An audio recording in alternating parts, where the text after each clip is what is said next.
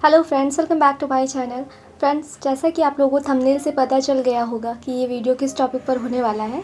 और फ्रेंड्स, सबसे पहले मैं आप सबको थैंक यू बोलना चाहती हूँ। आपने मेरे लास्ट वीडियो को बहुत ज़्यादा प्यार दिया और बहुत अच्छे अच्छे आप लोगों ने कमेंट्स किए। कुछ लोग मोटिवेट भी हुए, तो मुझे अच्छा लगा ये देख करके कि कम से कम मैं कुछ लोगों की तो हेल्प कर पाई, कुछ लोगों को मैं समझा सकी। जो मेरा पर्पज़ था इस वीडियो को बनाने का, वो पूरा हुआ और लोगों ने समझा। फ्रेंड्स, मैं ऐसे ही इम्पॉर्टेंट टॉपिक्स पर वीडियो लाती रहूँगी। इसके लिए आप तो चैनल को सब्सक्राइब कर लीजिएगा और वीडियोस को लाइक करिएगा। लास्ट वीडियो पर जो भी आप लोगों की क्वेरीज़ थी उसको क्लियर करते हैं, तो स्टार्ट करते हैं आज का वीडियो। तो फ्रेंड्स देखिए, इससे मैंने आपके लास्ट वीडियो पर जो भी डाउट्स थे, जो भी क्वेश्चन थे, उनको लिया है इस वीडियो में। और बाकी जिन लोगों को सिलेबस और पेपर पैटर्न, स्ट्रेटजी के बारे में जानना है, वो आप मेरी लास्ट वीडियो को देख सकते हैं और उससे आपकी काफ़ी डाउट्स क्लियर हो जाएंगे। बाकी जिनको डाउट्स थे, नोटिफिकेशन मेंस एग्ज़ाम कब होगा, एज लिमिट क्या होनी चाहिए, SSC सर्टिफिकेट लगेगा या नहीं लगेगा, उससे रिलेटेड क्वेश्चन थे, उनको मैं यहाँ पर क्लियर करने वाली हूँ। तो देखिए, जो UPPSC का RO का नोटिफिकेशन है वो अक्टूबर फर्स्ट वीक में आ जाएगा, ठीक है। और इसके बाद जो मेंस एग्ज़ाम होगा वो मिनिमम 3 महीने के बाद होगा। मैक्सिमम जा सकता है और भी, वो आयोग के ऊपर डिपेंड करता है। और लेकिन मिनिमम आपको इतना टाइम मिलेगा, क्योंकि देखिए ये एग्ज़ाम होगा जब भी होगा, दिसंबर में या जनवरी में। मान के चलिए 1.5 महीने बाद रिज़ल्ट आएगा, 1 से 1.5 महीना रिज़ल्ट लेता है आने में। और उसके बाद आपका जो फॉर्म होगा वो फिल कराया जाएगा, मेंस एग्ज़ाम के लिए जो फॉर्म होता है।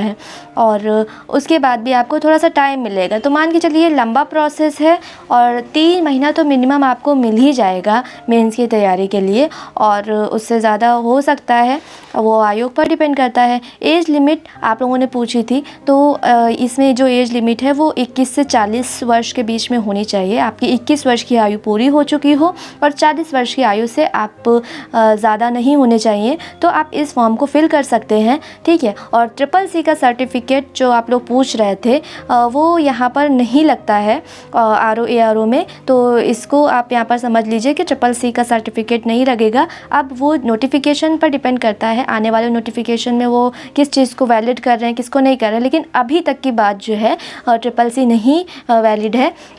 UP-PET कुछ लोग पूछ रहे थे, तो UP-PET भी नहीं लगता है। UP-PET आप लोग समझ लीजिए कि जो UPSSC आयोग कराता है जो भी एग्ज़ाम, उसके लिए ये मांगा जाता है कि आपने UP-PET किया हो और क्वालिफाई किया हो। लेकिन जो UPPSC आयोग है, ये पहले अपना प्री एग्ज़ाम करवाता है और फिर मेंस कराता है। जैसे कि RO का प्रीलिम्स होने वाला है ना, फिर मेंस होगा। इसी तरह से PCS का जो होता है प्री होता है, फिर मेंस होता है, ठीक। ये कन्फ्यूज़न आप अपनी दूर कर लीजिए कि UP-PET नहीं लगता है इसमें। और बचा फिर अदर स्टेट। तो अदर स्टेट के लोग पूछ रहे थे कि हम इस फॉर्म को फिल कर सकते हैं या नहीं, तो बिल्कुल आप कर सकते हैं इस फॉर्म को फिल, ठीक है। तो आप चाहे बिहार के हों, MP के हों, कहीं के भी हों, आप UPPSC द्वारा जो RO कराया जाता है, इसका फॉर्म फिल कर सकते हैं। तो यहाँ पर आपकी ये डाउट्स क्लियर हो गए होंगे। नोटिफिकेशन कब आएगा, मेंस एग्ज़ाम में कितना टाइम मिलेगा आपको, एज लिमिट, SSC, UP-PET और अदर स्टेट, ठीक है। ये सारी चीज़ें आपकी क्लियर हो गई होंगी। अब आते हैं जो एजुकेशनल क्वालिफ़िकेशन है RO के लिए, वो क्या होनी चाहिए। तो यहाँ पर आप देखिए, मैंने यहाँ पर लिखा हुआ है जैसे कि एजुकेशनल क्वालिफ़िकेशन RO के लिए। तो जो RO है यानी कि समीक्षा अधिकारी, इसमें आपको सिंपल ग्रेजुएशन मांगा जाता है, ठीक है। आप अगर ग्रेजुएशन आपने कर रखा है तो आप एलिजिबल हैं।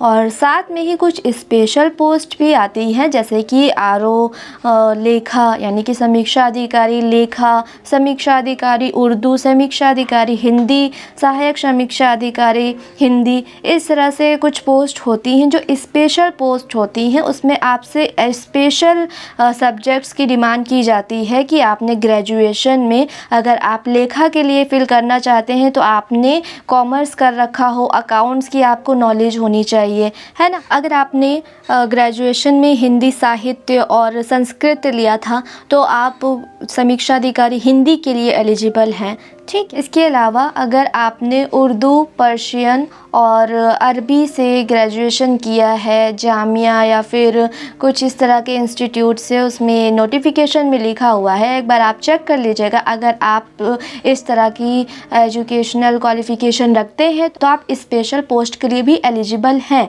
लेकिन जिन लोगों ने सामान्य ग्रेजुएशन कर रखा है वो आरओ के लिए एलिजिबल हैं। तो आप जो परेशान हो रहे थे कुछ लोग कि हमने ओ लेवल नहीं किया है, हमारे पास ये नहीं है वो नहीं, तो आप लोग परेशान मत होइए। आप जो ग्रेजुएशन वाले हैं वो आरओ के लिए एलिजिबल हैं। आप फॉर्म फिल करिए, अच्छे से पढ़ाई करिए मन लगा करके, ठीक है। बाकी आप टेंशन मत रखिए किसी चीज़ की। तो देखिए यहाँ पर क्या है, ए आरओ के लिए आप ग्रेजुएशन तो आपने किया ही हो, साथ में ही ओ लेवल वो भी डोएक से किया होना चाहिए। कुछ लोग पूछ रहे थे कि ओ लेवल प्राइवेट किया हुआ है, तो आप यहाँ पर देख लीजिए नोटिफिकेशन में साफ साफ लिखा हुआ है कि ओ लेवल आपने डोएक से किया हो, साथ में ही समकक्ष यानी कि इसके समकक्ष आपने अगर कोई डिप्लोमा या फिर कुछ किया हो, वो नोटिफिकेशन आने पर पता चलेगा। क्योंकि इससे संबंधित विवाद चल रहा था, तो अब वो नोटिफिकेशन में क्लियर हो जाएगा। जब भी नोटिफिकेशन आएगा तो आप उसको एक बार चेक करिएगा। अगर आपने उस तरह की कुछ एजुकेशनल क्वालिफ़िकेशन कर रखी होंगी तो आप भी इसके लिए एलिजिबल हो जाएंगे, ठीक। तो यहाँ पर इतना मिनिमम तो ध्यान दीजिए कि ग्रेजुएशन और ओ लेवल कहाँ पर लगता है, ए आरओ की पोस्ट के लिए लगता है। लेकिन आपने अगर ग्रेजुएशन कर रखा है तो आप आरओ के लिए एलिजिबल हैं। कुछ लोग पूछ रहे थे कि हमें टाइपिंग नहीं आती है या फिर टाइपिंग किस में लगती है, तो ए आर ओ के लिए टाइपिंग लगती है 25 वर्ड पर मिनट स्पीड होनी चाहिए, ठीक है। और हिंदी टाइपिंग, और अगर जिसने इंग्लिश टाइपिंग सीखी होगी तो उसके लिए उसमें नोटिफिकेशन में लिखा हुआ है कि कुछ मतलब उसको अधिमान दिया जाएगा। देखिए फ्रेंड्स, आप लोगों में से कुछ लोग सैलरी के लिए भी पूछ रहे थे, तो सैलरी तो बहुत होती है। और देखिए आर ओ के लिए और ए आर ओ के लिए अलग अलग ग्रेड पे है।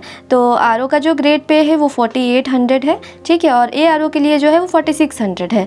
और इस हिसाब से जो सैलरी बनती है तो आरओ की 75,000 पर मंथ बनती है और ए आरओ के लिए 70,000 रुपये पर मंथ बनती है, ठीक है। तो ये इतना आपके डाउट्स क्लियर हो गए होंगे जो भी आप लोगों ने पूछा था, ठीक है। और फ्रेंड्स, अगर आप लोग कुछ कंफ्यूज होते हैं तो आप इसका स्क्रीनशॉट लेकर के रख लीजिए, ठीक है, ताकि आपको ध्यान रहे इन सारी चीज़ों का और आप बार बार इन सब चीज़ों को लेकर परेशान ना हो। तो फ्रेंड्स, आप लोगों की इस वीडियो से डाउट्स क्लियर हो गए होंगे। और अगर आपकी कोई और भी क्वेरीज़ हैं तो आप मुझे कमेंट करते रहिएगा और वीडियो को लाइक ज़रूर करिएगा और प्लीज़ सब्सक्राइब भी करिएगा। मिलते हैं नेक्स्ट वीडियो में, तब तक के लिए ऑल द बेस्ट सभी को। अच्छे से पढ़ाई करिएगा।